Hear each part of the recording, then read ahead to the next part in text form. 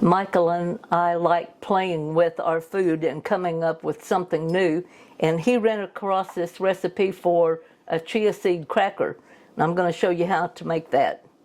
Right here we have 1/2 cup of almond flour. This is also a keto friendly, it gets away from it a little bit. I won't say totally keto friendly. And 1/4 cup of chia seed. And 2 tablespoonfuls of sesame seeds. And I'm going to mix them together a little bit so that they're kind of mixed in there together.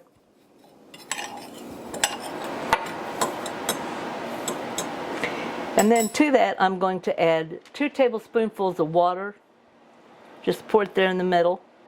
And 1 tablespoonful of better than bouillon. And this is in the roasted chicken,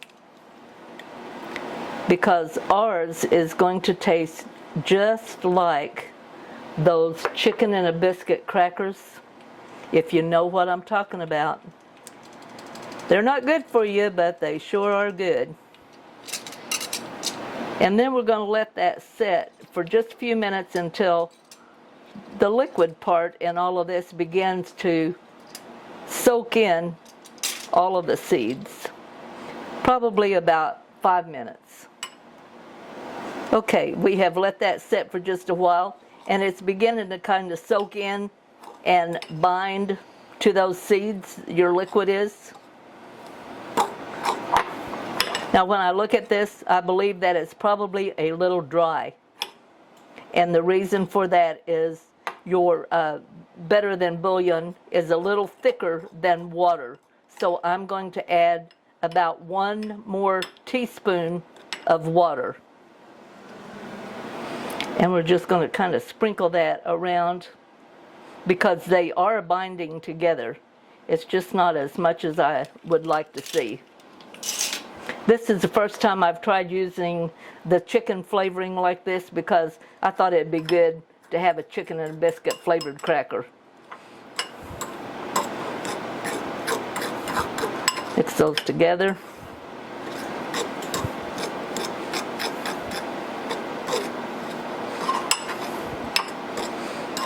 Now it still looks a little crumbly, but we're going to put it on a piece of parchment paper.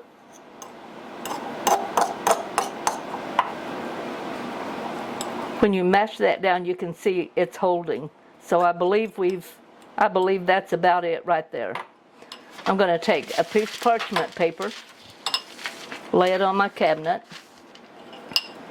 kind of dump my seeds out.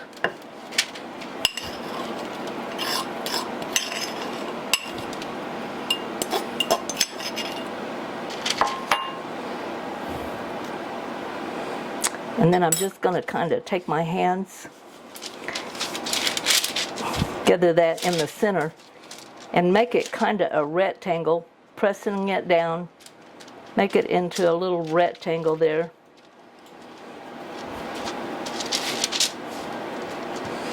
Yeah, those are holding together good.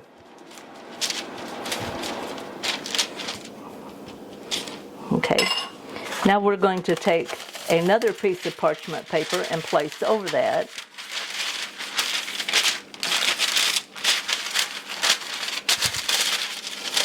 And with our rolling pin, we're just going to begin rolling that.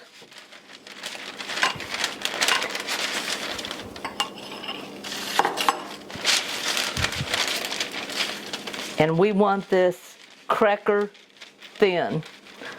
So when you're looking at a cracker, you're looking at probably 1/8 of an inch. Okay, I believe that's probably about the right. And you can see there, cracker thin, cracker thin. We're going to take off that top, and we're going to take pizza cutter. And we're going to begin cutting these in little long cracker-like shapes. And I want mine to look just like the chicken and biscuit one. So I'm going to come over about 1 inch and go up And that's what all of these are going to be, about an inch. Now I'm not measuring these, so I assure you there's going to be some bigger than others. You can use a knife on that, but a pizza cutter makes your life so much easier.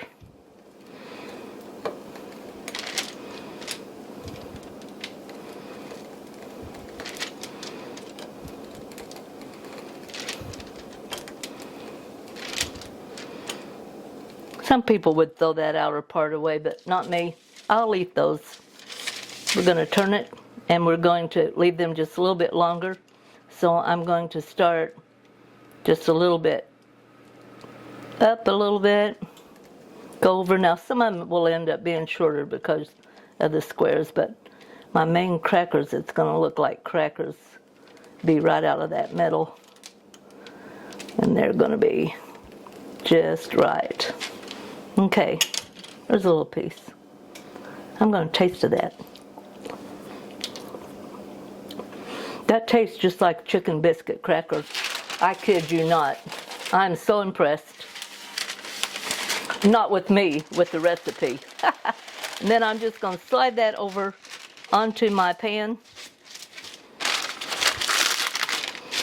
My oven is set at 350, and I'm going to put this in there and bake for 15 minutes. Okay. All right, our 15 minutes is up, and we're going to take those out, set them here on our rack, and we're going to leave them on this paper. You need to let them cool on this hot pan for at least 10 to 15 minutes. But if you're like me, probably in about 5 minutes, you'll come in and you'll sneak a little edge. Give this one a try. I think you'll like it. It was fun.